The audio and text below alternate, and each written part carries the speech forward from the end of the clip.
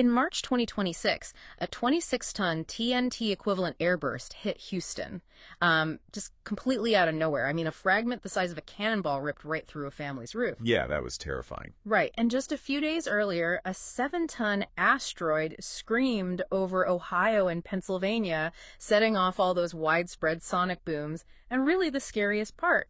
Our planetary defense systems, they didn't see either of them coming. Nothing at all. Okay, let's unpack this.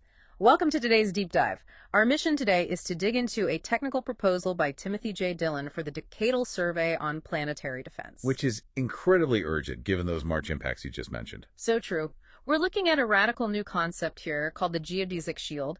It's a huge shift from simply trying to spot space rocks to actually building a hard, deterministic planetary perimeter. Right. And to understand why we need it, we have to look at why we missed that Houston meteor. The proposal points out some pretty glaring failures in our current setup. The decameter deficit, right. Exactly. Current systems basically miss objects under 140 meters. But the bigger issue is that they are totally blind to anything approaching from the direction of the sun. Which is literally like trying to catch a fly while staring directly into a high-powered flashlight. That is a perfect way to put it. And the data we do manage to get, well, it gets fed into the Torino scale. Which is just so volatile. Yeah, it basically just guesses the threat level based on fuzzy probabilities. Dillon's proposal completely throws that out. Because, I mean, why rely on fragile guesses when a literal cannonball is heading for your roof? Precisely. Yeah. And what's fascinating here is how the Geodesic Shield actually solves that sunward blind spot. It abandons traditional optical pixels entirely. Oh, wait, really? Yeah, conventional telescopes rely on capturing light bouncing off a rock, where solar glare ruins. The shield uses curvature-native sensing instead. Wait, hold on. How do you sense an object's curvature if you aren't, looking at light? So instead of looking for illumination, the sensors look at how the object physically distorts the space or the thermal environment around it. Oh, wow. Right, it tracks the geometric curvature and the motion.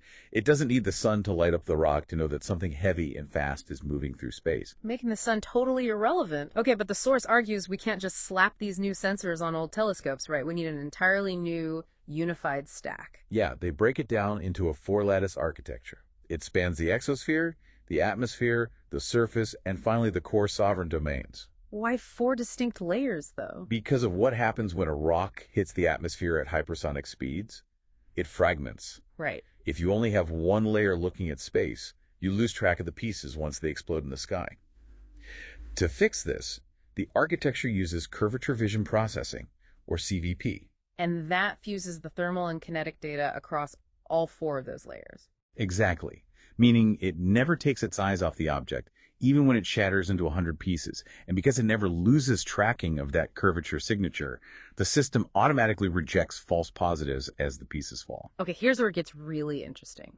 That final layer, the core sovereign lattice, the text describes it like a cosmic bouncer checking curvature credentials. Yeah, I love that analogy. But instead of looking at a fake ID, it's analyzing how you fly, your body heat, your exact speed. If your physics signature doesn't match a recognized, pre-approved ID, like a known weather satellite or something, you're automatically flagged. And that bouncer, it doesn't actually care what the object is. The proposal explicitly highlights the March 2026 conflict with Iran, Operation Epic Fury, and the strategic asymmetry of drone swarms. And just to pause here for our listeners, we are strictly breaking down the concepts in the source material today. We aren't endorsing any viewpoints or taking any sides on the geopolitics. We just want to convey Dillon's ideas. Right, absolutely. But from a technical standpoint, if we connect this to the bigger picture, it's a feature, not a bug.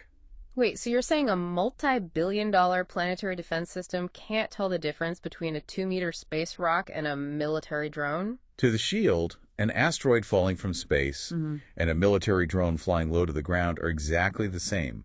They are simply uncredentialed boundary crossings. Wow. The system uses 4D predictive geometry to track over 1,000 of these chaotic trajectories simultaneously.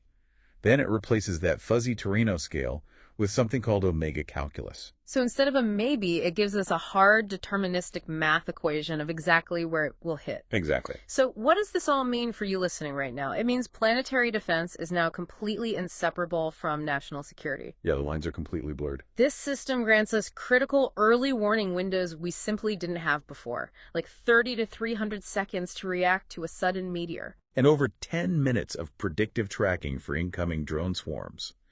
It also automatically routes that precise targeting data to localized interceptors, rather than relying on massive, expensive missile defenses. And this isn't a distant science fiction concept either. It is fast-tracked for an 18-month rollout under the Space Force's 2026 year of execution. Which is moving incredibly fast. Yeah, the ultimate goal is to protect you, your home, and all that critical satellite infrastructure our entire modern society relies on.